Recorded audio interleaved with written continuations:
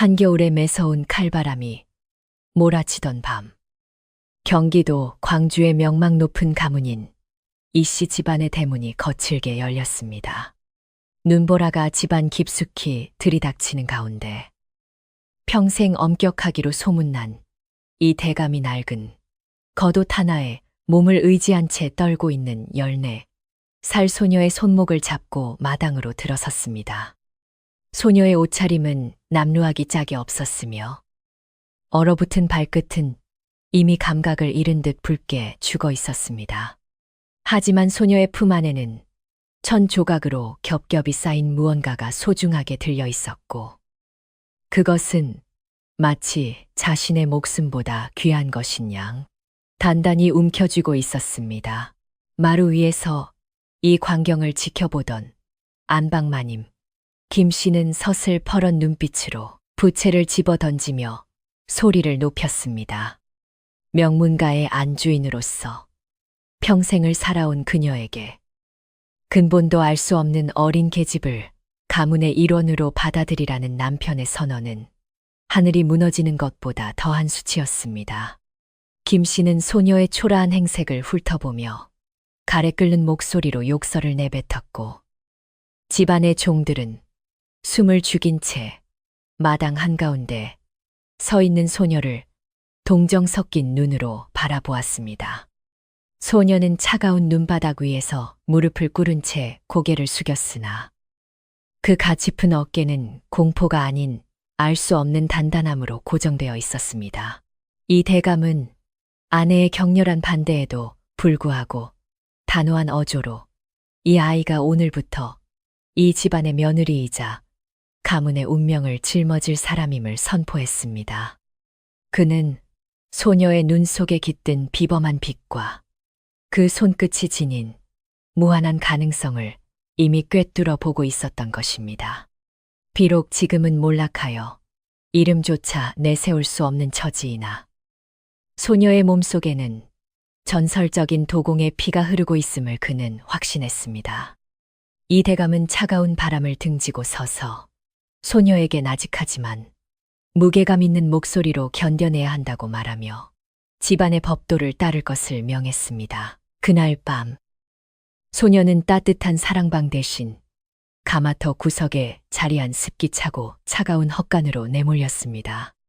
김씨 마님은 소녀가 가문의 명예를 더럽히는 존재라며 식사조차 제대로 주지 말 것을 명했고 집안의 비천한 일들을 모두 소녀에게 맡겼습니다. 차가운 흙바닥에 몸을 뉘인 소녀는 품 안에서 조심스럽게 감춰두었던 물건을 꺼냈습니다. 그것은 깨진 청자 조각이었으나 그 위에는 일반적인 도공은 결코 흉내낼 수 없는 오묘한 빛깔의 연꽃 문양이 새겨져 있었습니다. 소녀는 그 조각을 어루만지며 소리 없이 눈물을 흘렸고 그 눈물은 얼어붙은 흙바닥에 떨어져 차가운 얼음 알갱이가 되었습니다. 다음 날 새벽, 동이 트기도 전에 소녀는 김씨 마님의 서슬퍼런 호령에 잠에서 깨어났습니다. 그녀에게 주어진 첫 번째 임무는 한겨울의 얼음물을 깨서 가마터의 흙을 반죽하는 고된 노동이었습니다. 소녀의 작고 고운 손은 순식간에 흙과 얼음물에 섞여 터지고 피가 났지만 그녀는 단 한 번의 신음도 내뱉지 않았습니다. 멀리서 이 모습을 지켜보던 이 대감의 아들, 즉 소녀의 정혼자가 된 선비는 책장을 넘기던 손을 멈추고 창밖에 가련한 뒷모습을 한참 동안 바라보았습니다. 그의 눈에는 연민과 함께 알 수 없는 호기심이 서서히 피어나기 시작했습니다. 새벽 이슬이 채 가시기 전 김씨 마님의 날카로운 고함 소리가 얼어붙은 가마터를 깨웠습니다. 이름조차 불리지 못한 채 그 아이로 통하던 소녀는 차가운 흙더미 앞으로 끌려 나왔습니다. 꽁꽁 얼어붙은 진흙은 마치 날카로운 칼날 조각처럼 소녀의 여린 살결을 파고들었습니다. 소녀는 이를 악물고 차가운 물에 손을 담가 흙을 치대기 시작했습니다. 날이 밝기도 전에 김씨 마님의 표독스러운 목소리가 안방문을 박차고 나왔습니다. 소녀는 몽롱한 정신으로 일어나 얼어붙은 우물물을 길어 가마터로 향했습니다. 살을 내는 듯한 바람이 소녀의 얇은 무명옷을 뚫고 들어와 온몸을 사정없이 핥히었습니다. 소녀는 떨리는 손으로 커다란 나무통에 담긴 흙을 주무르기 시작했고 얼음장 같은 물에 손을 담글 때마다 비명이 목구멍까지 차올랐습니다. 손끝에서 전해지는 통증은 뼛속까지 시려왔지만 소녀는 단 한 번도 고개를 들지 않았습니다. 마루에 앉아 따뜻한 찻잔을 쥐고 있던 김씨. 마님은 그 모습을 보며 입가에 비열한 미소를 지었습니다. 그녀는 종들에게 명하여 소녀에게 오직 묽은 주 한 그릇만을 허락했습니다. 소녀의 기력은 갈수록 쇠해갔지만 그녀의 눈빛만은 맑은 샘물처럼 여전히 빛나고 있었습니다. 소녀는 아버지가 생전에 남겼던 말을 떠올리며 고통을 견뎌냈습니다. 흙은 손이 아니라 마음으로 만져야 하는 것이라던 그 가르침은 소녀의 유일한 버팀목이었습니다. 비록 손가락 끝에서 핏방울이 배어나와 잿빛 진흙을 붉게 물들였지만 소녀의 동작은 마치 춤을 추듯 우아했습니다. 그것은 단순히 노동을 하는 것이 아니라 흙과 대화하는 과정이었습니다. 소녀는 눈앞이 어지러울 정도의 배고픔과 추위를 이겨내며 오직 손끝의 감각에만 집중했습니다. 아버지는 늘 말씀하셨습니다. 세상 모든 것은 흙에서 왔으니 흙의 마음을 달래는 자가 세상을 다스린다고 말입니다. 소녀는 자신이 겪는 이 치욕과 고통이 나중에 가마 안에서 뜨거운 불길을 견뎌내고 탄생할 도자기의 운명과 같다고 생각했습니다. 상처가 깊을수록 무늬는 더 아름답게 남는 법이라며 스스로를 다독였습니다. 이 대감의 아들 명우는 서재 창가에 앉아 글을 읽으려 애썼으나 자꾸만 시선이 밖으로 향했습니다. 어머니의 서슬퍼런 기세에 눌려 소녀를 도와줄 용기는 없었지만 가슴 한구석이 아려오는 것은 치대르 어쩔 수 없었습니다. 명우는 소녀의 손놀림이 예사롭지 않음을 직감했습니다. 천한 거지의 손이라기에는 그 움직임 속에 깃든 기품이 너무도 고귀했기 때문입니다. 어느 날 오후 김씨 마님은 소녀를 영영 쫓아낼 기회만을 엿보다가 창고로 향했습니다. 그곳에는 관청에 바쳐야 할 귀하디귀한 청자 항아리가 보관되어 있었습니다. 마님은 주위를 살피더니 일부러 항아리를 바닥으로 밀어뜨려 산산조각을 냈습니다. 곧이어 집안이 떠나가라 비명을 지르며 소녀가 귀한 보물을 깼다고 소란을 피우기 시작했습니다. 김씨 마님은 곧간 열쇠를 움켜쥐고 종들을 닥달하며 소녀에게 일절 따뜻한 물 한 모금도 주지 못하게 엄명을 내렸습니다. 그녀는 소녀가 스스로 지쳐 집을 나가기를 바랐고 만약 그러지 않는다면 억지로라도 쫓아낼 방도를 궁리하고 있었습니다. 하녀들은 마님의 눈치를 보며 소녀를 멀리했지만 간혹 몰래 남은 밥덩이를 소녀의 머리맡에 두고 가는 이도 있었습니다. 하지만 소녀는 그마저도 거절하며 오직 이 대감이 준 과업에만 매달렸습니다. 달려온 종들과 이 대감 앞에서 김씨 마님은 소녀의 멱살을 잡고 당장 이 집에서 나가라고 소리쳤습니다.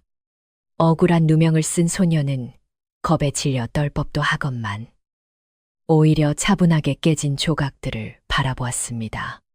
소녀는 무릎을 꿇고 부서진 항아리 조각들을 하나하나 정성스럽게 모으기 시작했습니다. 그녀의 눈에는 슬픔보다도 예술가의 혼이 담긴 물건이 파괴된 것에 대한 깊은 탄식이 서려 있었습니다. 이 대감은 노발대발하는 아내를 진정시키며 조용히 소녀의 행동을 관찰했습니다. 만약 평범한 아이였다면 그저 울며 빌었겠지만 이 아이는 부서진 조각을 맞추며 무언가를 골몰이 생각하고 있었습니다. 대감은 소녀에게 이 일을 어떻게 책임질 것인지 엄중하게 물었습니다. 소녀는 떨리는 목소리였지만 단호하게 자신이 이 항아리를 다시 되살려 놓겠다고 대답하여 모두를 경악하게 만들었습니다. 깨진 도자기를 다시 붙인다는 것은 당시로서는 상상도 할 수 없는 일이었습니다. 김씨, 마님은 미친 소리라며 비웃었지만 소녀는 물러서지 않고 사흘의 시간을 달라고 청했습니다. 대감은 소녀의 눈에서 뿜어져 나오는 강한 의지를 보고는 허락을 내렸습니다.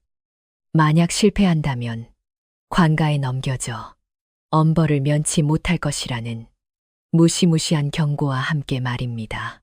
그날 밤부터 소녀는 가마터 옆 작은 방에서 밤을 지새우기 시작했습니다. 그녀는 산에서 직접 채취해온 이름, 모를 나무의 진액과 곱게 간 돌가루를 섞어 자신만의 비방을 만들었습니다. 촛불 하나에 의지한 채 깨진 단면을 정교하게 맞추어 나가는 그녀의 손길은 마치 마법을 부리는 듯 했습니다. 밖에서는 매서운 바람이 불었으나 소녀의 이마에는 송골송골 땀방울이 맺혔습니다. 단순히 붙이는 것에 그치지 않고 소녀는 갈라진 틈 사이로 은은한 금빛 가루를 채워 넣었습니다. 이것은 아버지가 가르쳐 주었던 상처를 아름다움으로 승화시키는 비밀스러운 기술이었습니다. 부서진 흔적은 흉터가 아니라 마치 항아리 위를 흐르는 신비로운 물줄기처럼 보이기 시작했습니다.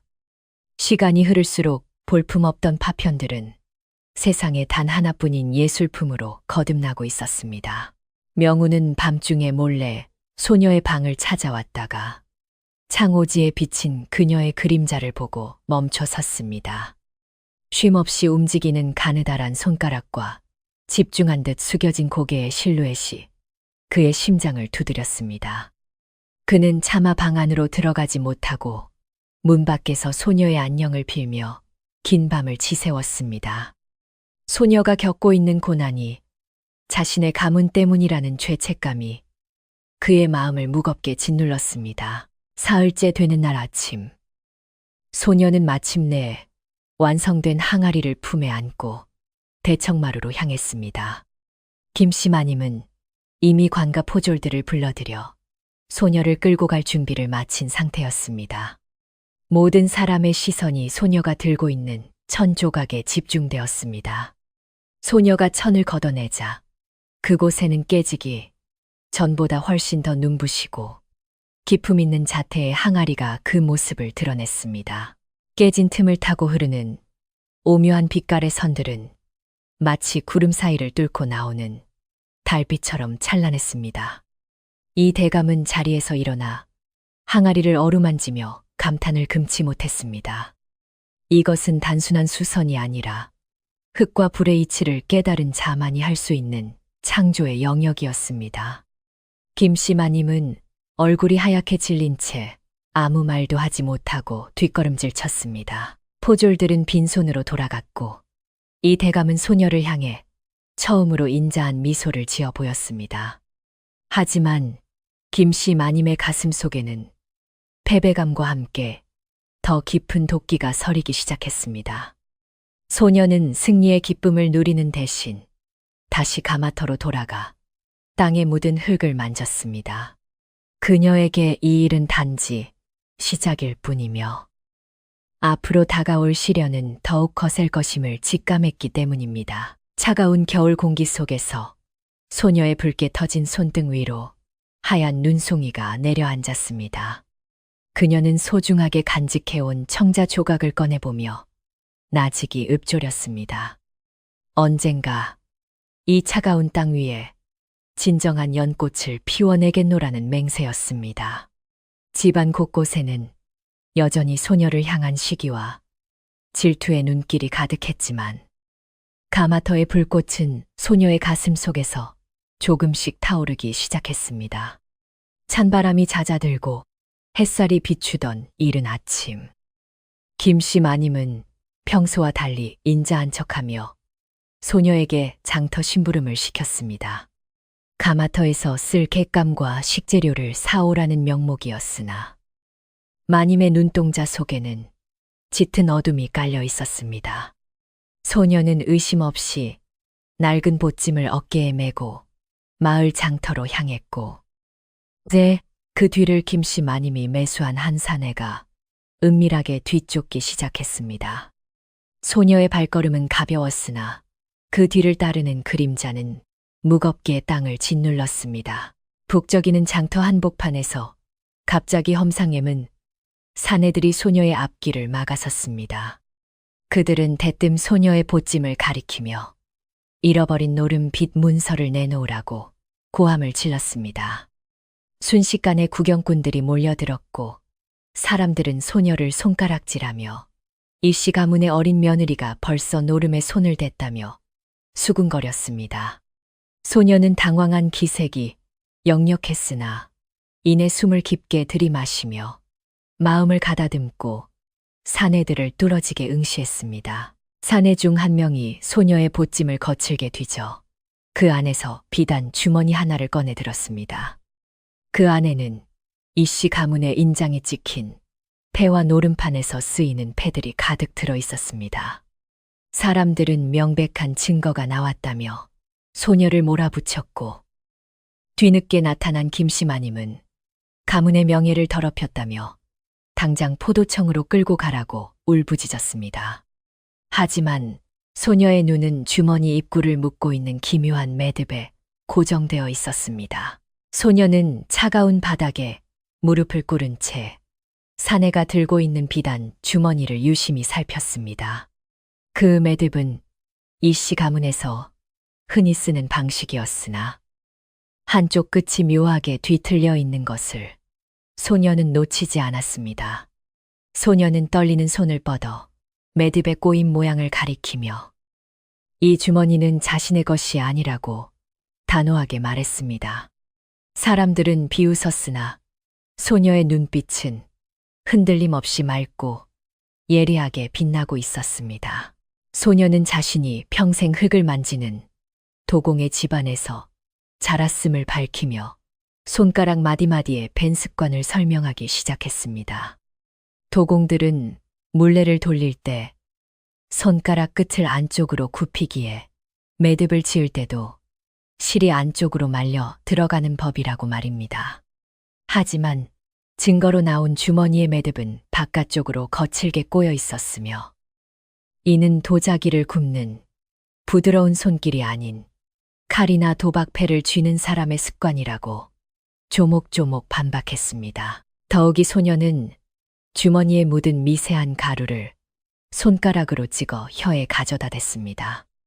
그것은 흙가루가 아니라 노름꾼들이 손에 바르는 독한 가루였고, 이 주머니가 자신의 보찜에 들어온 지 얼마 되지 않았음을 증명했습니다.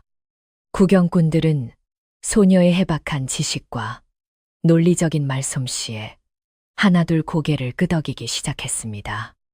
몰아붙이던 사내들은 당황하여 어쩔 줄 몰라 하며 서로의 눈치만 살피기 바빴습니다. 김씨 마님은 판세가 불리하게 돌아가자 당장 그 요사스러운 입을 닥치라며 소리를 질렀습니다. 하지만 이미 마을 사람들의 의심은 소녀가 아닌 마님과 사내들을 향하고 있었습니다. 소녀는 품위 있게 일어나 옷매무새를 다듬으며 가문의 명예를 지키는 것은 거짓 증거를 만드는 것이 아니라 진실을 밝히는 것이라고 나직이 말했습니다. 그 목소리는 장터의 소음을 뚫고 사람들의 가슴 속에 깊은 울림을 남겼습니다. 장터 구석에서 이 모든 광경을 지켜보던 명우는 가슴이 두근거리는 것을 느꼈습니다. 그는 자신의 아내가 단지 가련한 소녀가 아니라 세상을 꿰뚫어보는 지혜와 용기를 가진 여인임을 깨달았습니다. 명우는 어머니의 잔혹한 처사에 치가 떨렸으나 한편으로는 당당하게 스스로를 증명해낸 소녀의 모습에 경외심을 느꼈습니다. 그는 더 이상 소녀를 무시할 수 없는 존재로 마음속 깊이 받아들이게 되었습니다. 소녀는 아무런 일도 없었다는 듯 필요한 물건들을 챙겨 집으로 돌아왔습니다. 이 대감은 마당에서 소녀를 기다리고 있었고 장터에서 있었던 일을 전해 들은 그의 입가에는 옅은 미소가 번졌습니다. 그는 소녀에게 오늘 보여준 기계는 훌륭했으나 앞으로 더 큰 파도가 덮쳐올 것이라고 경고했습니다. 소녀는 묵묵히 고개를 숙였고 그 눈에는 어떤 시련도 이겨내겠다는 단단한 의지가 서려 있었습니다. 그날 밤, 소녀는 다시 가마터로 향했습니다. 사람들은 그녀를 도둑이나 노름꾼으로 몰았으나 그녀의 손은 여전히 정직하게 흙을 매만졌습니다. 그녀는 낮에 겪은 수치심을 흙 속에 묻고 오직 불꽃의 온도를 조절하는 법을 연구했습니다. 부서진 항아리를 고쳤던 기술을 넘어서 이제는 자신만의 빛깔을 내는 도자기를 만들기 위해 밤새도록 가마 앞을 지켰습니다. 김씨 마님은 방 안에서 분을 이기지 못해 물건을 집어 던졌습니다. 자신의 계략이 어린 계집의 말 몇 마디에 무너진 것에 참을 수 없는 모욕감을 느낀 것입니다. 그녀는 이제 더 극단적인 방법을 찾아야겠다고 결심했습니다. 소녀를 가문에서 쫓아내는 수준이 아니라 아예 도공으로서의 손을 망가뜨리거나 목숨을 위태롭게 할 음모를 꾸미기 시작했습니다. 어두운 방 안에는 그녀의 거친 숨소리만이 가득했습니다. 이튿날 새벽, 소녀는 가마터 옆에 핀 작은 이름 모를 꽃을 발견했습니다. 차가운 흙바닥에서 피어난 그 꽃은 마치 자신의 처지와 닮아 보였습니다. 소녀는 꽃잎에 맺힌 이슬을 손가락으로 살며시 건드렸고 그 맑은 물방울 속에 비친 자신의 얼굴을 보았습니다. 비록 남루한 옷을 입고 고된 노동에 시달리고 있었지만 그녀의 눈망울은 그 어느 때보다도 뚜렷한 목표를 향해 빛나고 있었습니다. 장터에서의 소문이 집안까지 퍼지자 종들의 태도가 조금씩 변하기 시작했습니다. 그동안 무시하고 함부로 대하던 종들은 소녀의 비범함을 눈여겨보며 조심스럽게 대했습니다. 한 노비는 몰래 소녀의 방에 따뜻한 물을 가져다 주기도 했고 가마터 일을 거들어 주기도 했습니다. 작은 변화였지만 소녀는 그 속에서 인간다운 온기를 느꼈고 그것은 그녀가 차가운 가문의 법도를 견뎌낼 수 있는 큰 힘이 되었습니다. 이 대감은 소녀를 조용히 불러 아버지가 남긴 도자기 비법서의 일부를 건넸습니다. 그는 소녀가 가진 재능이 단순히 기술에 그치지 않고 가문의 명맥을 이을 유일한 열쇠임을 알고 있었습니다. 그는 소녀에게 흙의 마음을 읽는 법뿐만 아니라 사람의 마음을 얻는 법이 진정한 장인의 기림을 일깨워 주었습니다. 소녀는 대감의 가르침을 가슴 깊이 새기며 자신이 가야 할 길이 결코 쉽지 않음을 다시 한번 깨달았습니다. 어둠이 짙게 깔린 가마터에 붉은 불꽃이 너울거리기 시작했습니다. 소녀는 가마 앞에 앉아 타오르는 불을 응시하며 다가올 더 큰 시련을 준비했습니다. 김씨 마님의 증오는 더욱 깊어지고 있었고 가문의 운명을 바꿀 거대한 시험이 코앞으로 다가오고 있었습니다. 소녀의 손은 흙투성이었으나 그 손끝에서 탄생할 새로운 세상은 이미 가마 안에서 뜨겁게 익어가고 있었습니다. 달빛조차 숨을 죽인 깊은 밤, 가마터의 낡은 문틈 사이로 희미한 등불 하나가 새어나왔습니다. 낮에는 거친 노동에 시달렸던 소녀는 모두가 잠든 시각에 비로소 자신만의 시간을 맞이했습니다. 차가운 공기가 옷깃을 파고들었지만 흙을 만지는 소녀의 손길에는 따스한 온기가 가득했습니다. 소녀의 손가락은 이미 수많은 상처로 뒤덮여 있었습니다. 하지만 물레를 돌리는 그 가느다란 손끝은 마치 나비가 꽃 위를 노니는 것처럼 부드럽고 우아했습니다. 거칠고 딱딱했던 흙덩이는 소녀의 손 안에서 생명을 얻은 듯 조금씩 둥근 곡선을 그리며 항아리의 모양을 갖추어 나갔습니다. 서재에서 책장을 넘기던 명우는 도저히 글에 집중할 수가 없었습니다. 낮에 보았던 소녀의 당당한 모습과 어머니의 표독스러운 눈빛이 교차하며 그의 머릿속을 어지럽혔습니다. 그는 홀린 듯 자리에서 일어나 달빛이 비치는 마당을 지나 가마터가 있는 후원으로 발걸음을 옮겼습니다. 명우는 숨을 죽인 채 가마터에 갈라진 벽 틈으로 안을 들여다보았습니다. 그곳에는 낮에 보았던 초라한 계집아이 대신 불꽃처럼 타오르는 예술가의 혼을 가진 한 여인이 있었습니다. 소녀는 작은 칼을 들고 흙 표면에 아주 미세한 홈을 파내며 무언가 신비로운 문양을 새겨 넣고 있었습니다. 그것은 일반적인 도공들이 사용하는 기법이 아니었습니다. 소녀는 흙의 층을 3번으로 나누어 안쪽에 무늬를 숨기고 겉을 다시 얇은 흙으로 덮는 이른바 속무늬 숨기기라는 전설적인 기술을 펼치고 있었습니다. 명우는 눈앞에서 벌어지는 믿기 힘든 광경에 그만 숨을 들이켜고 말았습니다. 소녀의 집중력은 주변의 작은 소리조차 들리지 않을 만큼 대단했습니다. 그녀는 마치 흙과 대화를 나누는 듯 나직이 중얼거리며 손끝에 온 신경을 집중했습니다. 촛불에 비친 그녀의 옆얼굴은 거룩해 보이기까지 했으며 그 모습은 명우의 가슴 속에 깊은 파동을 일으켰습니다. 명우는 문득 아버지가 했던 말을 떠올렸습니다.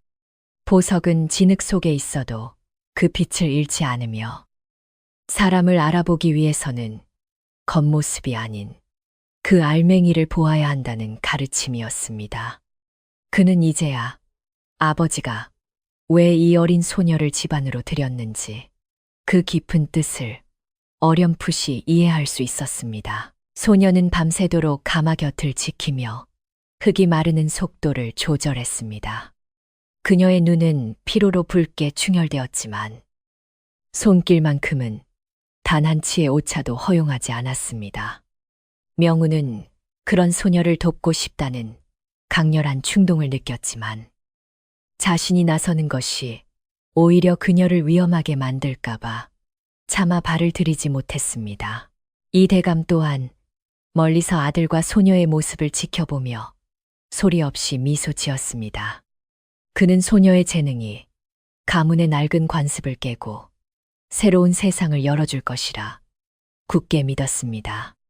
다만 그 과정에서 소녀가 겪어야 할 시련이 너무도 가혹할 것임을 알기에 그의 마음 한구석에는 무거운 책임감이 감돌았습니다.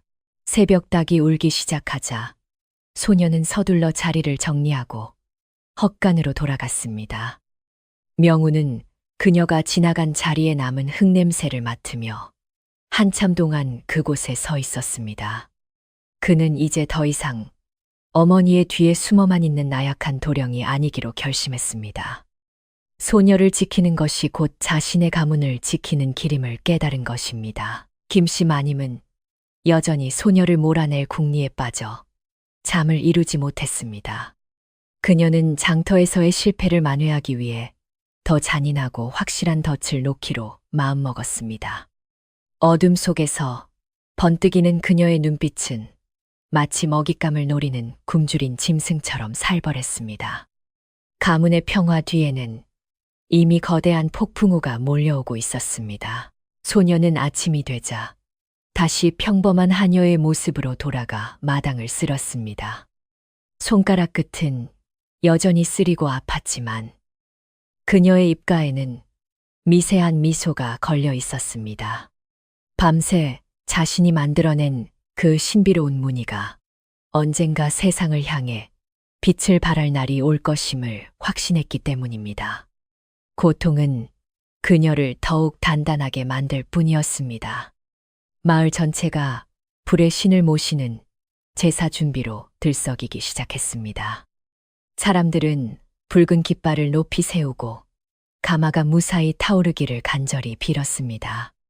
하지만 김씨 마님은 이 성스러운 날을 이용해 소녀를 영원히 매장할 무시무시한 덫을 조용히 놓기 시작했습니다. 이 씨 가문에는 수백 년 동안 내려온 엄격한 금기가 하나 있었습니다. 그것은 불의 신이 노하신다는 이유로 부정을 탄 여인이 가마 근처에 발을 들이는 것을 절대 허용하지 않는 것이었습니다.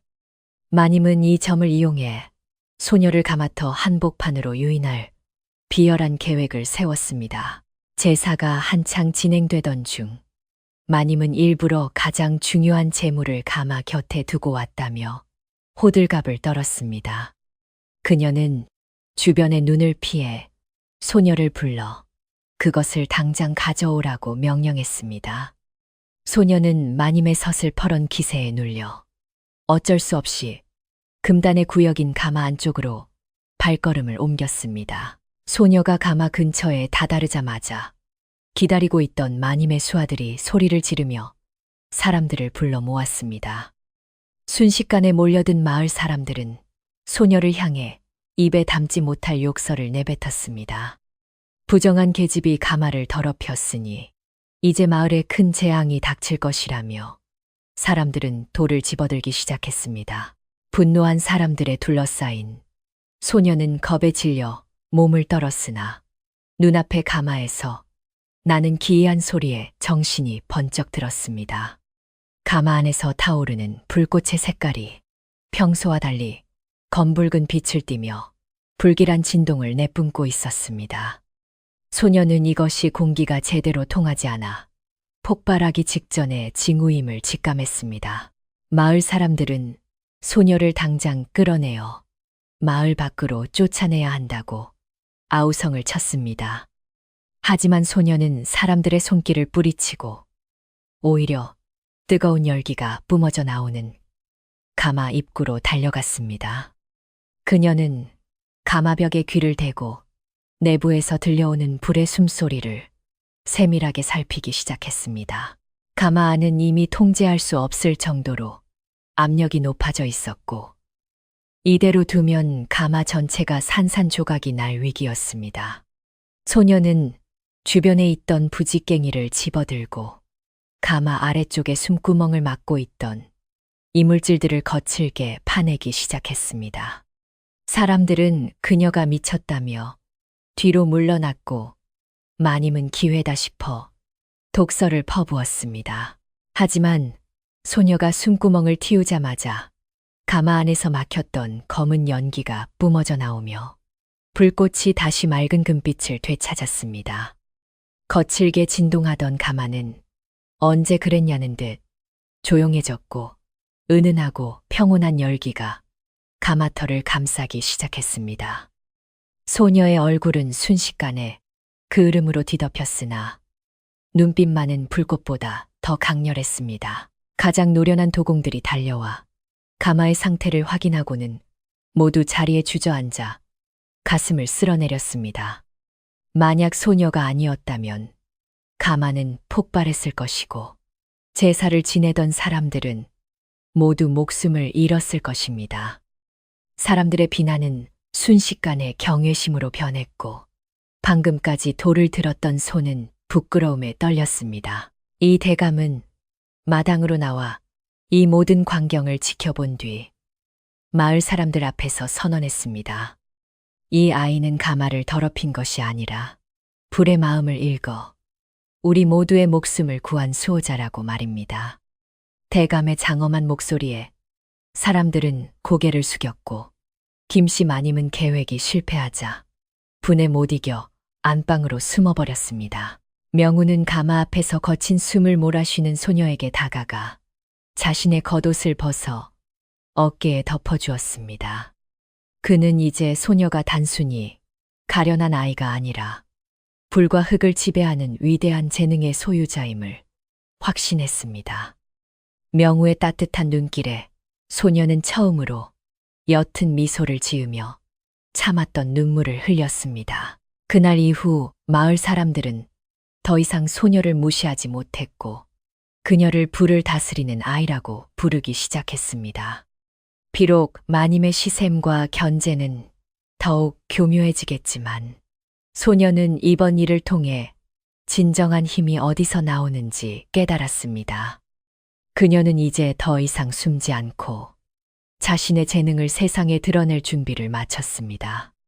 한양에서 온 기별이 온 마을을 뒤흔들었습니다.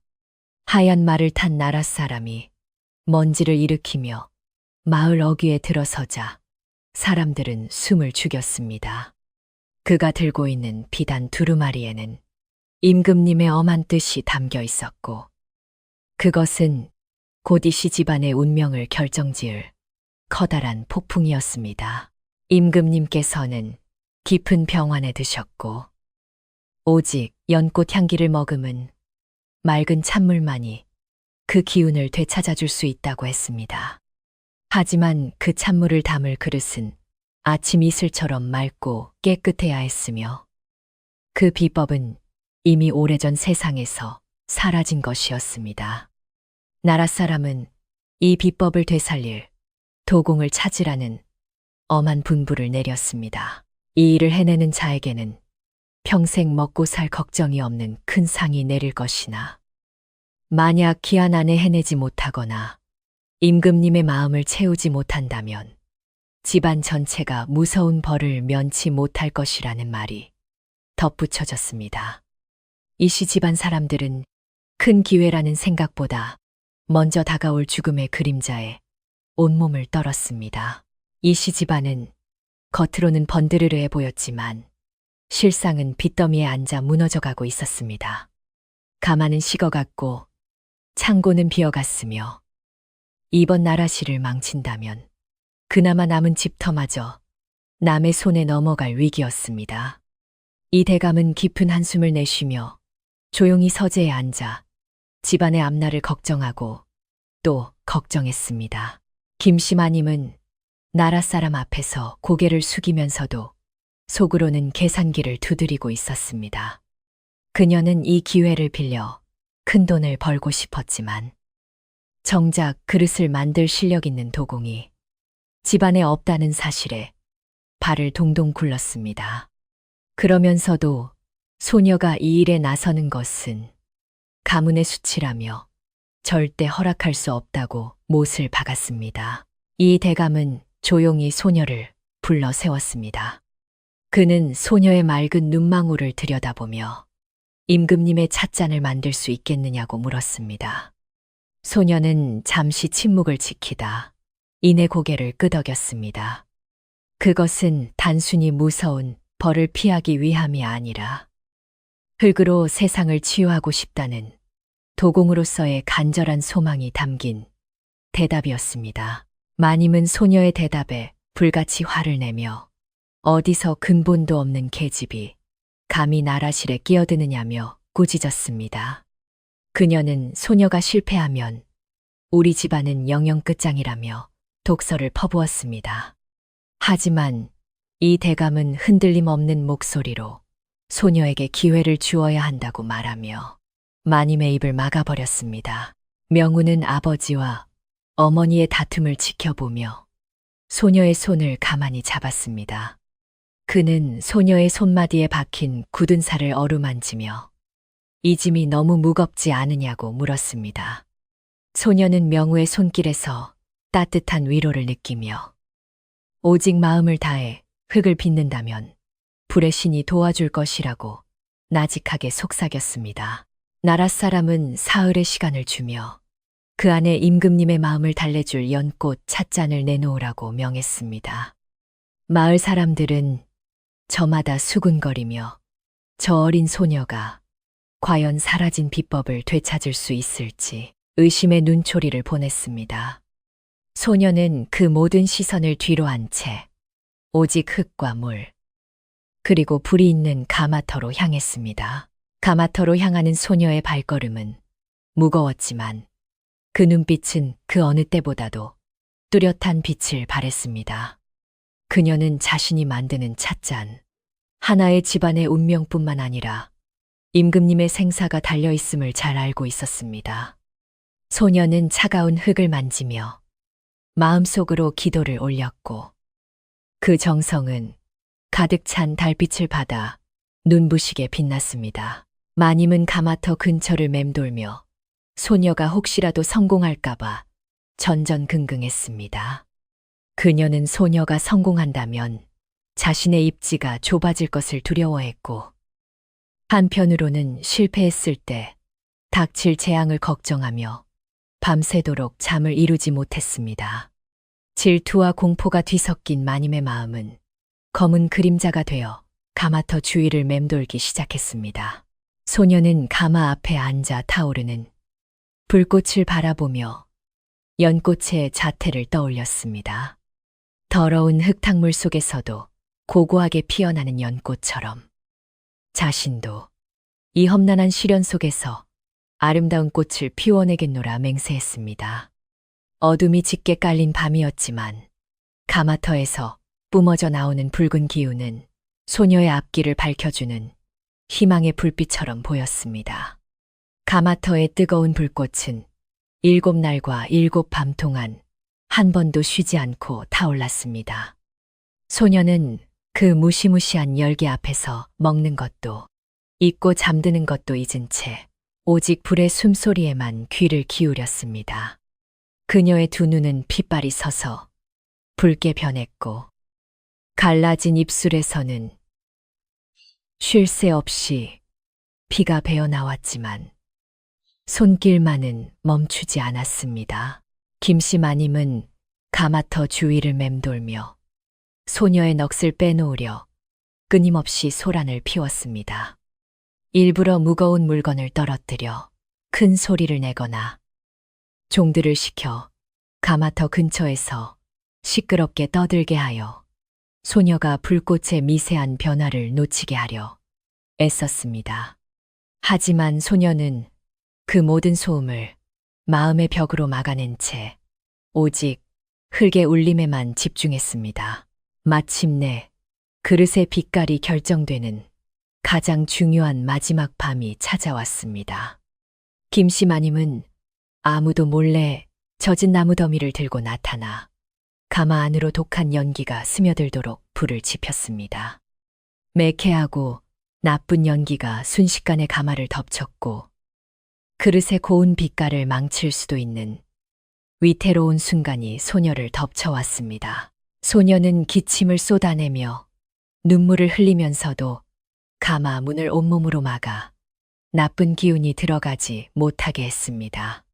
그녀는 자신의 머리카락을 잘라 불길을 조절하고 뜨거운 열기를 견디며 가마 안의 온도를 지켜내기 위해 안간힘을 썼습니다. 연기가 가득 찬 가마터 안에서 소녀는 숨이 막히는 고통 속에서도 마지막 불꽃이 잦아들 때까지 자리를 지켰습니다. 동이 틀 무렵 가마의 열기가 조금씩 식어갈 때쯤 소녀는 그제야 팽팽하던 마음을 놓고 바닥으로 쓰러졌습니다. 그녀의 옷은 연기에 그을려 검게 변해 있었고 불을 지키던 막대기를 쥐고 있던 손은 굳은 살이 터져 붉은 피가 굳어 있었습니다. 소녀는 넋이 나가가는 순간에도 가마 안에 담긴 마실 그릇이 무사하기를 간절히 빌고 또 빌었습니다. 마당을 쓸던 종들이 쓰러진 소녀를 발견하고는 비명을 지르며 이 대감에게 이 사실을 알렸습니다. 명우는 누구보다 먼저 달려와 차가운 바닥에 누워있는 소녀를 품에 안았습니다. 그는 연기로 가득 찬 소녀의 머리카락을 쓸어 넘기며 뜨거운 눈물을 흘렸고 자신의 아내가 겪어야 했던 이 가혹한 때가 얼마나 고통스러웠을지 가슴 깊이 느꼈습니다. 김씨 마님은 쓰러진 소녀를 보며 속으로 쾌재를 불렀으나 겉으로는 걱정하는 척하며 가마를 얼른 열어보라고 재촉했습니다. 그녀는 독한 연기 때문에 그릇이 모두 검게 변했을 것이라 굳게 믿으며 이제 소녀를 집안에서 영영 쫓아낼 수 있을 것이라 생각했습니다. 가마터 주위에는 무거운 정적만이 감돌았고 모두가 결과가 나오기만을 숨죽여 기다리고 있었습니다. 이 대감은 가마의 입구를 봉한 진흙을 떼어내며 신중하게 안을 들여다보았습니다. 아직 가시지 않은 열기가 밖으로 뿜어져 나왔고 그 어둠 속에서 무언가 신비로운 빛이 일렁이는 것을 보았습니다.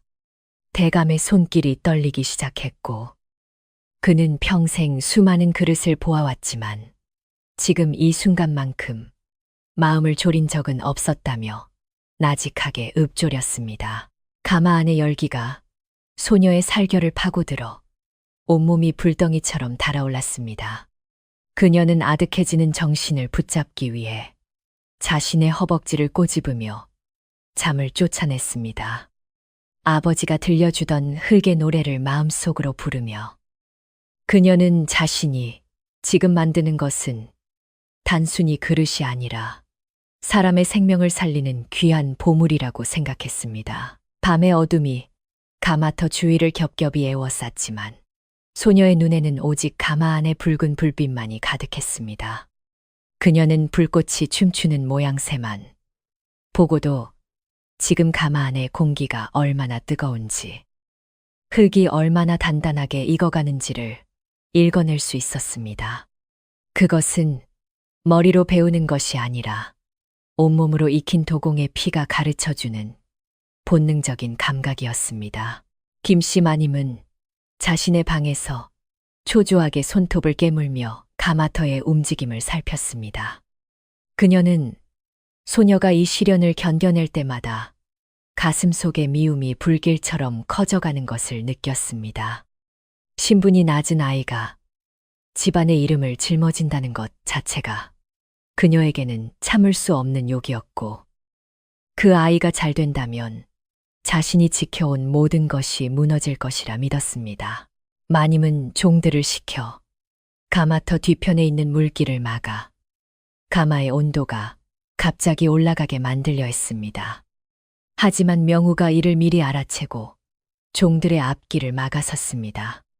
명우는 처음으로 어머니의 뜻을 거스르며 만약 여기서 더한 일을 하신다면 자신도 아들로서의 길을 가지 않겠다고 단호하게 말했습니다.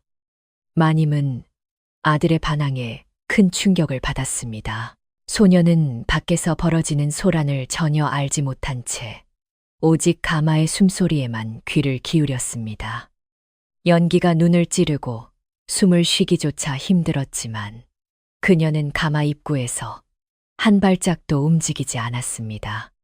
그녀의 눈물은 뜨거운 열기에 금방 말라버렸고 그 자취는 하얀 소금기만 남긴 채 소녀의 얼굴을 엉망으로 만들었으나 그녀는 그저 불꽃만을 바라보았습니다. 마지막 불을 떼며 소녀는 품속에서 아버지가 남겨주신 마지막 비법 가루를 꺼냈습니다. 그것은 흙의 빛깔을 맑게 해주는 귀한 가루였고 소녀는 이를 불길 속에 골고루 뿌려 넣었습니다. 그러자 가마 안에서 오묘한 푸른 빛이 새어나오기 시작했고 그 빛은 가마터 전체를 감싸 안으며 신비로운 기운을 내뿜었습니다. 정말 7날이 지났을 때 소녀는 가마터 바닥에 쓰러져 일어날 줄 몰랐습니다. 그녀의 손가락 끝은 불에 대고 흙에 긁혀 성한 곳이 하나도 없었지만 입가에는 아주 작은 웃음이 걸려 있었습니다. 그녀는 자신이 할 수 있는 모든 것을 쏟아부었으며 이제 남은 것은 하늘과 불의 신이 내리는 결정을 기다리는 일뿐임을 알고 있었습니다. 명우는 쓰러진 소녀를 방으로 옮기고 정성껏 돌보았습니다. 그는 소녀의 야윈 얼굴을 바라보며 자신이 그동안 얼마나 힘이 없었는지를 뼈저리게 뉘우쳤습니다. 그는 이제 소녀가 만든 그릇이 세상 밖으로 나올 때 그녀를 위해 가장 앞에서 마귀가 되어주겠다고 굳게 다짐했습니다. 방 안에는 소녀의 거친 숨소리와 명우의 깊은 다짐만이 고요하게 흐르고 있었습니다. 이 대감은 가마를 열기 전 옷매무새를 다듬고 예를 갖추었습니다. 그는 이것이 집안의 운명을 가를 큰 때임을 알았습니다. 가마 안은 여전히 뜨거웠지만 그 안에서 뿜어져 나오는 기운은 그 어느 때보다 시원하고 맑았습니다. 대감은 천천히 가마 안쪽으로 손을 뻗어 그 속에 잠들어 있는 연꽃 그릇을 꺼낼 채비를 마쳤습니다. 마을 사람들도 하나둘 가마터 주위로 모여들었습니다. 저 어린 소녀가 7날을 견뎌내며 만든 것이 과연 무엇인지, 아니면 정말로 마님의 말처럼 검게 탄 재만 남아있을지 궁금해했습니다. 공기 중에는 마음 졸임과 기대가 팽팽하게 맞서고 있었고, 가마의 문이 완전히 열리는 순간 모든 참된 모습이 밝혀질 것이었습니다. 소녀는 꿈속에서 아버지를 만났습니다. 아버지는 흙은 결코 거짓말을 하지 않으며 참을 다해 빚은 그릇은 사람의 마음을 여는 열쇠가 된다고 말씀하셨습니다. 소녀는 그 꿈속에서도 그릇을 가슴에 꼭 품고 있었고 그 온기가 자신의 심장 소리와 똑같이 울리고 있음을 느꼈습니다. 그것은 도공으로서 그녀가 갈 수 있는 가장 높은 자리였습니다. 동네 사람들은 가마터 입구에 서서 수군거렸습니다. 어떤 이는 소녀의 정성이 하늘을 움직였을 것이라 말했고, 어떤 이는 그래도 마님의 말처럼 불을 다루는 것은 여인의 일이 아니라며 좋지 않은 말을 내뱉었습니다. 하지만 그들의 눈동자 속에는 누구나 할 것 없이 궁금함과 함께 무언가 큰 기적이 일어날 것 같은 예감이 서려 있었습니다. 가마 안에서 마침내 첫 번째 그릇이 모습을 드러냈을 때 이 대감의 눈은 커다랗게 벌어졌습니다. 그것은 아직 뜨거운 열기를 머금고 있었지만 그 겉에서 뿜어져 나오는 빛은 지금까지 그가 보아온 그 어떤 도자기와도 달랐습니다. 대감은 자신의 눈을 의심하며 항아리를 든 손을 바르르 떨었고 가마터 주위에 모인 사람들도 모두 한꺼번에 숨을 멈추었습니다.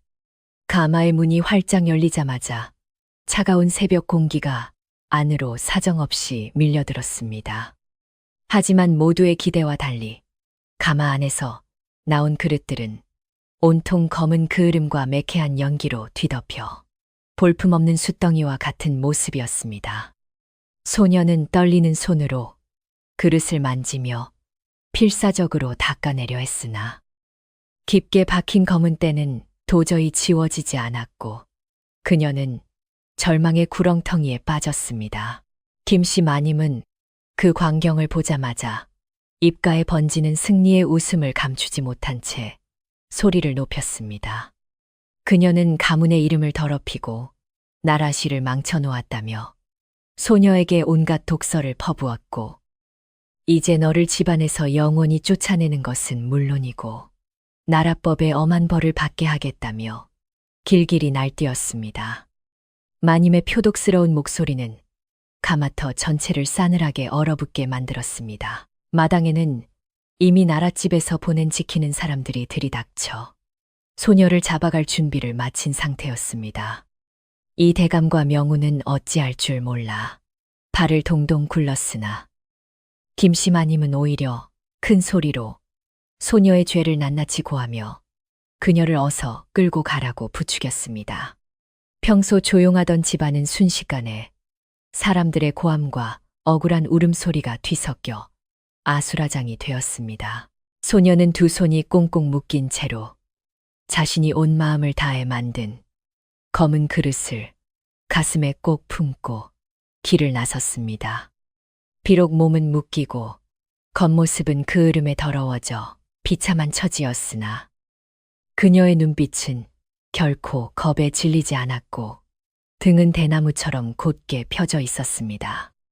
마을 사람들은 그 뒤를 따르며 이 가련한 어린 소녀의 앞날이 어떻게 될지 걱정 어린 눈으로 바라보았습니다. 웅장하고 위험 있는 나랏집 마당에 도착한 소녀는 차가운 돌바닥 위에 무릎을 꿇고 앉았습니다. 높은 자리에 앉은 나라서르는 소녀가 가져온 시커먼 그릇을 보고는 얼굴을 붉히며 크게 화를 냈습니다. 임금님의 병을 고칠 귀한 보물을 가져오라 했더니 어디서 이런 숫덩이를 가져와 나를 놀리느냐며 당장 엄벌에 처하라고 매섭게 명했습니다. 자이 나라서른의 곁에 서 있던 나라시라는 높은 아지매는 차가운 눈빛으로 그릇을 훑어보며 혀를 찼습니다. 그녀는 평생 대궐의 수많은 보물을 보아왔으나 이렇게 더럽고 볼품없는 물건은 처음 본다며 소녀를 비웃었습니다. 주변에 모인 사람들은 이제 소녀의 목숨이 바람 앞에 등불과 같다며 숨을 죽였고 김씨 마님은 멀리서 그 광경을 지켜보며 자신의 계획이 이루어졌음을 확신했습니다. 소녀는 고개를 숙이고 있었지만 그 속에서도 가슴속의 뜨거운 울림을 똑똑히 느끼고 있었습니다. 그녀는 자신이 만든 그릇 속에 담긴 참된 빛깔이 아직 사라지지 않았음을 누구보다 잘 알고 있었습니다. 비록 겉은 검게 타버린 껍데기처럼 보였으나 그것은 속의 귀한 보석을 지키기 위한 마지막 마기일 뿐이라는 사실을 그녀는 흙의 마음으로 믿고 있었습니다. 소녀는 마지막으로 한 번만 그릇을 만질 수 있게 해달라고 나라서른에게 간절히 빌었습니다. 나라서른은 어처구니 없다는 듯 코웃음을 쳤으나 소녀의 절박하고도 맑은 눈빛에 눌려 마지막 기회를 한 번 더 주기로 했습니다. 소녀는 천천히 일어나 검은 그릇 앞으로 다가갔고 그 손길은 마치 갓 태어난 아이를 다루는 듯 조심스럽고도 따뜻한 기운이 넘쳤습니다. 명우는 담장 너머에서 소녀의 뒷모습을 지켜보며 가슴이 찢어지는 듯한 아픔을 느꼈습니다. 그는 자신의 아내가 저토록 모진 고초를 겪고 있는데도 아무것도 해줄 수 없는 자신의 힘없음을 뼈저리게 한탄했습니다. 그는 차가운 흙바닥을 손톱이 빠지도록 긁으며 만약 일이 잘못된다면 자신도 기꺼이 소녀의 뒤를 따르겠노라. 조용히 하늘을 향해 맹세하고 또 맹세했습니다. 나랏집 마당을 가득 채운 긴장감은 이제 터지기 직전의 풍선처럼 극에 달해 있었습니다. 바람조차 숨을 죽인 고요한 정적 속에서 소녀의 가느다란 손가락이 마침내 검은 그릇의 겉면을 스치기 시작했습니다. 모든 사람의 시선이 그 작은 손가락 끝에 집중되었고 누군가는 비웃음을, 누군가는 간절한 기도를 마음속으로 올리며 다가올 순간을 숨죽여 기다렸습니다. 김씨 마님은 이제 소녀가 끌려가 고초를 겪는 모습만 보면 된다고 생각하며 입술을 지그시 깨물었습니다. 그녀의 가슴 속에는 비천한 계집을 내쫓았다는 기쁨과 함께 알 수 없는 불안함이 아주 작게 싹 트고 있었습니다. 하지만 그녀는 곧 고개를 저으며 현실을 부정했습니다. 검게 타버린 그릇에서 무슨 기적이 일어나겠느냐며 스스로를 안심시키려 애를 쓰고 있었습니다. 지키는 사람들은 창을 곧게 세우고 소녀의 움직임을 감시하며 언제든 그녀를 내동댕이 칠 준비를 하고 있었습니다. 그들의 차가운 갑옷은 햇빛에 반사되어 번뜩였고 그것은 소녀가 처한 냉혹한 현실을 그대로 보여주는 듯했습니다. 소녀는 그 무시무시한 무기들 앞에서도 전혀 위축되지 않고 오직 자신이 빚은 흙의 진심에만 온 정신을 쏟아붓고 있었습니다. 하늘은 유난히도 맑고 푸르러서 소녀의 비극적인 모습과 더욱 대조를 이루고 있었습니다. 구름 한 점 없는 날씨는 나랏집 마당에 엄숙함을 더해 주었고 그 아래 무릎을 꿇은 어린 소녀의 그림자는 길게 늘어져 외롭게 보였습니다. 하지만 그 그림자 끝에는 아직 꺼지지 않은 희망의 불꽃이 작게 일렁이고 있었으며 그것은 곧 거대한 빛으로 변할 준비를 마쳤습니다. 소녀는 모두가 손가락질하며 비웃는 가운데 시커먼 그릇을 들고 조용히 눈을 감았습니다. 그녀의 가느다란 손가락은 미세하게 떨리고 있었지만 가슴 속은 그 어느 때보다 맑고 고요하게 가라앉아 있었습니다. 사람들은 이제 다 끝난 일이라며 혀를 찼지만 소녀는 오직 흙의 참뜻을 믿으며 마지막 놀라운 일을 일으킬 준비를 마쳤습니다. 소녀는 머리맡에 놓여있던 차가운 물 한 사발을 그릇 위로 천천히 쏟아 부었습니다. 순간 시커먼 그 흐름이 물살을 따라 씻겨 내려가며 그 안에서 눈부시게 하얀 살결이 조금씩 제 모습을 드러내기 시작했습니다. 사람들은 자신의 눈을 의심하며 앞으로 몰려들었고 검은 껍데기가 벗겨질수록 말로 다 할 수 없는 고운 빛깔이 마당 가득하게 퍼져 나갔습니다. 그것은 그저 평범한 그릇이 아니었습니다. 검은 껍질 속에 숨어있던 하얀 연꽃 모양의 찻잔은 마치 살아있는 꽃송이처럼 생생한 자태를 뽐내며 모두의 눈을 사로잡았습니다. 소녀는 조심스럽게 그릇의 가장자리를 손으로 훑어내며 그 속에 담긴 오묘한 빛깔을 세상 밖으로 완전히 끌어냈습니다. 햇살을 받은 찻잔은 마치 스스로 빛을 내는 것처럼 찬란하게 반짝였습니다. 나라지를 맡아보는 높은 아지매는 자리에서 벌떡 일어나 소녀에게 다가갔습니다. 그녀의 손은 바르르 떨리며 그릇을 어루만졌고 입술은 파르르 떨려 아무 말도 하지 못했습니다. 이것은 수십 년 전 대궐에서 사라졌던 전설적인 도공의 솜씨인 송문이 내기가 분명했습니다. 사람들은 숨을 죽인 채 그 놀라운 광경을 바라보았고 마당에는 오직 마른 바람 소리만이 가득했습니다. 소녀는 이제 찻잔에 다시 맑은 물을 가득 채웠습니다. 그러자 찻잔 바닥에서 가느다란 줄기가 피어오르더니 눈부시게 하얀 연꽃 한 송이가 수면 위로 천천히 떠올랐습니다. 그것은 흙으로 빚은 것이라고는 믿기지 않을 만큼 향기롭고 맑은 기운을 내뿜으며 보는 이들의 넋을 잃게 만들었습니다. 물결이 일렁일 때마다 연꽃은 마치 살아있는 듯 우아하게 춤을 추었습니다. 나라서르는 자리에 앉아 이 꿈 같은 광경을 넋을 잃고 바라보았습니다. 그는 평생 수많은 보배를 보아왔지만 흙으로 이런 생명을 불어넣은 것은 머리털 나고 처음 보는 일이었습니다. 임금님의 병을 고칠 오직 하나뿐인 보물이 바로 이것임을 확신한 그는 소녀에게 고개를 깊이 숙여 예를 갖추었습니다. 그의 위엄 있던 목소리조차 깊은 울림으로 인해 가늘게 떨리고 있었습니다. 김씨 마님은 얼굴이 하얗게 질린 채 바닥에 주저앉았습니다. 자신이 그토록 무시하고 괴롭혔던 어린 계집아이가 임금님의 큰 은혜를 입을 위대한 장인이었다는 사실에 온몸이 사정없이 떨렸습니다. 그녀는 이제 자신이 저지른 나쁜 짓들이 어떻게 돌아올지 무서워하며 입술을 지그시 깨물었지만 이미 엎질러진 물이었습니다. 그녀의 눈동자에는 뒤늦은 후회와 겁이 가득 서려 있었습니다. 높은 아지매는 소녀의 손을 꼭 잡고 이 숨겨진 비법을 어디서 배웠는지 물었습니다. 소녀는 낮은 목소리로 오래전 대궐에서 쫓겨났던 자신의 아버지를 말씀드렸습니다. 사람들은 그제야 소녀가 전설적인 도공의 하나뿐인 핏줄임을 알게 되었습니다.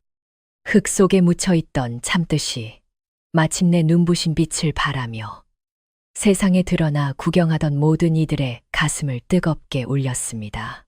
명우는 담장 너머에서 소녀의 이름을 목이 터지라 크게 불렀습니다. 그의 눈에는 기쁨의 눈물이 가득 고여 있었고 자신의 아내를 지키지 못했던 미안함이 봄눈 녹듯 사그라지는 것을 느꼈습니다. 그는 이제 소녀가 당당하게 세상의 한가운데에 서서 자신의 꿈을 마음껏 펼칠 수 있게 된 것을 진심으로 축하하며 미소를 지었습니다. 그의 가슴은 아내에 대한 믿음으로 뜨겁게 달아올랐습니다. 이 대감 또한 눈시울이 붉어진 채 소녀를 대견하게 바라보았습니다. 그는 자신의 눈이 틀리지 않았음을, 그리고 이 아이가 우리 집안을 다시 일으킬 오직 하나뿐인 바람이었음을 확신했습니다. 대감은 나라서른 앞에서 소녀가 우리 집안의 소중한 며느리임을 당당히 밝히며 그녀의 이름을 가장 높은 자리에 올려주었습니다. 가문의 명예가 다시금 꼿꼿하게 세워지는 순간이었습니다. 나라서른은 즉시 소녀에게 임금님의 곁으로 가서 차를 올릴 것을 명했습니다. 소녀는 꽁꽁 묶여있던 밧줄이 풀리자마자 자신의 목숨과도 같은 연꽃 찻잔을 소중히 품에 안았습니다. 가혹했던 고난은 끝이 났고 이제 빛나는 영광의 길이 활짝 열리고 있었습니다.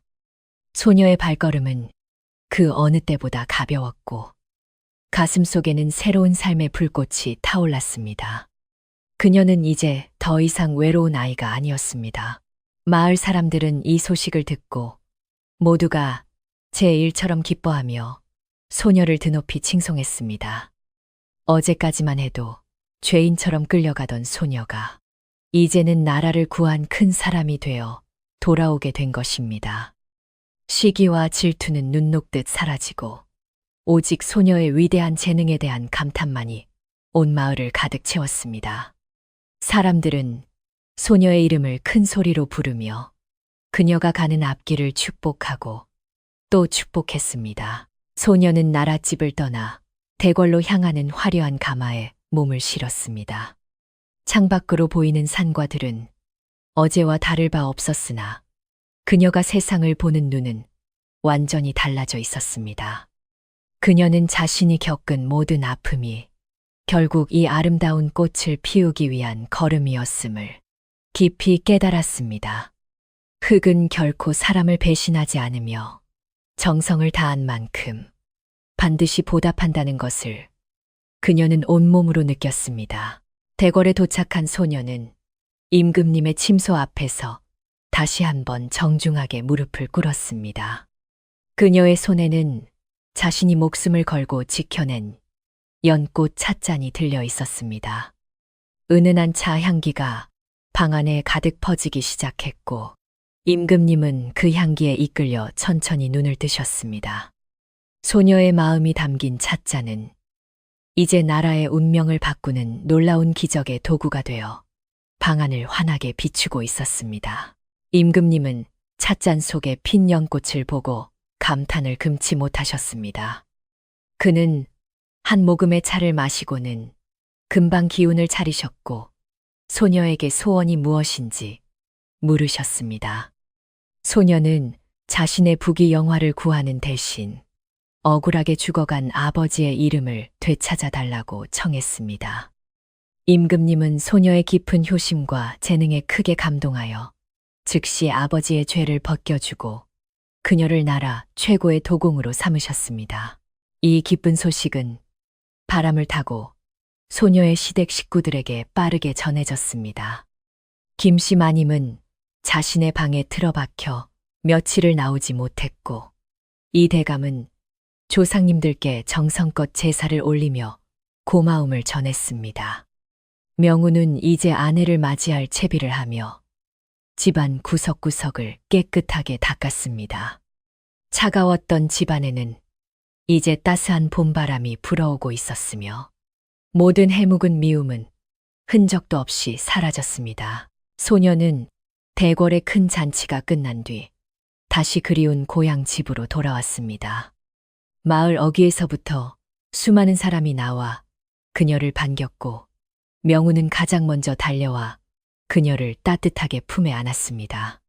두 사람의 눈에는 기쁨의 눈물이 주르륵 흘러내렸고 그 눈물은 이제 슬픔이 아닌 행복의 씨앗이 되어 땅을 적셨습니다. 소녀는 이제 진정한 집으로 돌아왔음을 느끼며 깊은 안도의 숨을 내쉬었습니다. 그녀는 가마터로 가서 다시금 흙을 만졌습니다. 이제 그녀의 손은 더 이상 누군가를 위해 억지로 고된 일을 하는 손이 아니었습니다. 세상을 아름답게 만들고 사람들의 다친 마음을 고쳐주는 예술가의 손이었습니다. 소녀는 가마 앞에서 활활 타오르는 불꽃을 보며 앞으로 자신이 빚어갈 수많은 연꽃들을 떠올렸습니다. 그 꽃들은 이제 영원히 시들지 않는 바람의 상징이 되어 사람들의 가슴 속에 남을 것입니다. 김씨 마님은 마침내 방 밖으로 나와 소녀 앞에 머리를 조아리고 무릎을 꿇었습니다. 그녀는 자신의 어리석음을 깊이 뉘우치며 눈물로 용서를 빌고 또 빌었습니다. 소녀는 말없이 마님의 손을 잡고 부드럽게 일으켜 세웠습니다. 미움은 미움으로 갚는 것이 아니라 더 큰 사랑으로 덮는 것임을 그녀는 도자기를 구우며 배웠기 때문입니다. 집안에는 드디어 진정한 평화와 화목이 찾아왔으며 웃음소리가 끊이지 않았습니다. 세월이 흘러도 사람들은 이 이야기를 전하며 소녀의 굳은 기계를 기렸습니다. 흙 속에 파묻혀 있던 보석이 어떻게 세상 밖으로 나와 빛을 발했는지, 그리고 참된 마음이 어떻게 차가운 마음을 녹였는지를 말입니다. 소녀가 만든 연꽃, 찻잔은 대궐의 보배로 남았고 그녀의 솜씨는 후대 도공들에게 큰 가르침이 되었습니다. 이제 이 땅에 피어나는 모든 연꽃은 그녀의 맑은 넋을 닮아 더욱 아름답게 빛나고 있었습니다. 깊은 밤에도 가마터의 불꽃은 꺼지지 않고 뜨겁게 타올랐습니다. 그것은 소녀의 꺾이지 않는 열정이었고 우리 모두의 가슴 속에 살아 숨쉬는 바람의 불빛이었습니다. 흙과 물, 그리고 불이 만나 하나의 생명을 만들어내듯 우리네 인생도 수많은 시련을 거쳐 비로소 아름다운 꽃을 피운다는 것을 소녀는 몸소 증명해 보였습니다. 바람을 타고 흐르는 흙냄새는 오늘도 세상을 따뜻하게 감싸 안으며 우리에게 내일의 꿈을 노래하고 있었습니다. 소녀는 명우와 함께 가마터 옆에 작은 꽃밭을 정성껏 일구었습니다. 그곳에는 그녀가 가장 아끼는 하얀 연꽃들이 가득하게 피어 있었습니다. 두 사람은 서로의 손을 꼭 맞잡고 지는 해를 바라보며 지난날의 고된 시간을 추억했습니다. 그들이 함께 걸어온 길은 결코 쉽지 않았지만 서로에 대한 굳은 믿음이 있었기에 견딜 수 있었습니다. 이제 그들 앞에는 오직 꽃길만이 펼쳐져 있었으며 행복한 앞날이 기다리고 있었습니다. 가마 안에서 새로 나온 그릇을 꺼낼 때마다 소녀는 돌아가신 아버지의 인자한 미소를 떠올렸습니다. 아버지가 그토록 지키고 싶어 했던 도공의 혼이 이제 자신의 손끝에서 다시 살아나고 있음을 느꼈습니다. 그녀는 자신이 만드는 모든 그릇에 사랑과 마음을 듬뿍 담았습니다. 그 그릇을 사용하는 모든 사람이 행복해지기를 바라는 간절한 마음이었습니다. 소녀의 진심은 그릇의 빛깔 속에 녹아들어 영원히 변치 않는 아름다움을 지켜갈 것입니다. 마지막으로 소녀는 가마터를 떠나기 전 높고 푸른 하늘을 우러러 보았습니다. 맑은 공기와 푸른 하늘은 그녀에게 더 큰 꿈을 꾸게 해주었습니다. 그녀는 이제 이 작은 마을을 넘어 온 세상에 우리 도자기의 고운 자태를 알리고 싶었습니다. 흙으로 빚은 우리네 삶의 이야기가 온 세상 사람들의 가슴을 뜨겁게 울리기를 바랐습니다. 그녀의 꿈은 이제 시작일 뿐이었고 그녀의 발걸음은 힘차게 내일을 향해 한 발짝씩 나아가고 있었습니다. 모진 겨울이 지나고 드디어 이 시 가문에도 따스한 봄바람이 불어오기 시작했습니다. 마당 구석에 있던 낡은 가마터는 이제 나라에서 으뜸가는 보배를 만드는 곳이 되었고 집안 곳곳에는 예전의 차가운 기운 대신 웃음꽃이 활짝 피어났습니다. 사람들은 이제 이곳을 가리켜 하늘이 내린 재능이 머무는 집이라 칭송하며 우러러 보았습니다. 소녀는 이제 어엿한 나라의 장인이 되어 자신의 이름을 내건 공방을 열었습니다. 그녀의 손끝에서 탄생하는 그릇들은 하나같이 맑고 고운 빛깔을 뽐냈으며 그 속에는 고난을 이겨낸 굳은 심지가 고스란히 담겨 있었습니다. 전국 각지에서 그녀의 솜씨를 배우려는 이들이 구름처럼 몰려들었고 가마터의 불꽃은 밤낮을 가리지 않고 뜨겁게 타올랐습니다. 가장 놀라운 변화는 김씨 마님에게서 나타났습니다. 예전의 서슬퍼런 눈빛은 온데간데 없고 이제는 이른 아침부터 마당을 쓸며 지나가는 사람들에게 우리 며느리 자랑을 하느라 입가에 미소가 떠나지 않았습니다. 그녀는 스스로 곳간 열쇠를 내놓고 소녀의 곁에서 흙을 고르는 일을 거들며 지난날의 허물을 씻어내기 위해 마음을 다했습니다. 이 대감은 마루에 앉아 손자들에게 옛 이야기를 들려주며 껄껄 웃음을 터뜨렸습니다. 그는 처음 소녀를 데려왔던 날의 눈보라를 떠올리며 진흙 속에 묻혀있던 보석을 알아본 자신의 안목이 가문을 살렸음을 조상님들께 고했습니다. 대감의 얼굴에는 더 이상 근심의 그림자가 없었으며 오직 평온함만이 가득 서려 있었습니다. 명우는 아내의 든든한 버팀목이 되어 공방에 그친 일을 도맡아 처리했습니다. 그는 글공부보다 흙을 만지며 아내와 마음을 나누는 시간에서 진정한 삶의 가치를 찾았습니다.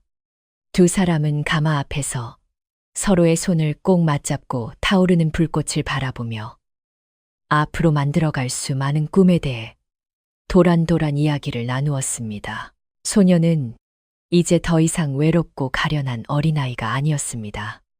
그녀는 자신이 겪은 모든 아픔이 결국 이 아름다운 꽃을 피우기 위한 걸음이었음을 누구보다 잘 알고 있었습니다. 그녀는 제자들에게 기술만을 가르치는 것이 아니라 흙을 대하는 진실한 마음과 어떤 시련에도 꺾이지 않는 단단한 기계를 함께 심어주었습니다. 어느덧 집안의 빚은 모두 청산되었고 가문을 짓누르던 무거운 짐은 연기처럼 사라졌습니다. 임금님의 은혜는 대를 이어 내려왔으며 소녀가 만든 연꽃 찻잔은 나라의 보물로 지정되어 영원히 빛나게 되었습니다. 사람들은 이 기적 같은 이야기를 노래로 만들어 부르며 진심이 어떻게 세상을 바꾸는지 기렸습니다. 봄볕이 따스하게 내리쬐는 오후, 소녀는 창가에 앉아 마당에 핀 매화꽃을 바라보았습니다. 은은하게 퍼지는 꽃향기는 예전 가마터에서 나던 매캐한 연기 냄새를 덮어주었고 그녀의 가슴 속에는 깊은 안도감이 밀려왔습니다. 그녀는 품속에서 아버지가 남겨주신 마지막 흙조각을 꺼내 어루만지며 소리 없이 미소 지었습니다. 세상은 여전히 험난하고 누군가는 또다시 차가운 겨울을 맞이하겠지만 소녀는 두렵지 않았습니다. 흙은 정직하고 마음은 굳건하며 사랑하는 사람들이 곁에 있기에 그녀는 어떤 어둠 속에서도 자신만의 빛을 낼 수 있음을 믿었습니다. 소녀의 손끝에서 시작된 작은 떨림은 이제 커다란 울림이 되어 온 세상을 따뜻하게 감싸 안았습니다. 마지막으로 그녀는 가마터로 향하는 길목에 작은 돌탑을 쌓으며 기도를 올렸습니다. 이 땅의 모든 도공이 굶주리지 않고 이 땅의 모든 며느리가 눈물 흘리지 않는 그런 세상을 꿈꾸었습니다. 그녀의 기도는 바람을 타고 멀리 퍼져나갔고 하늘은 맑은 푸른 빛으로 화답했습니다. 이것으로 소녀의 길고도 험난했던 여행은 아름다운 마침표를 찍었습니다.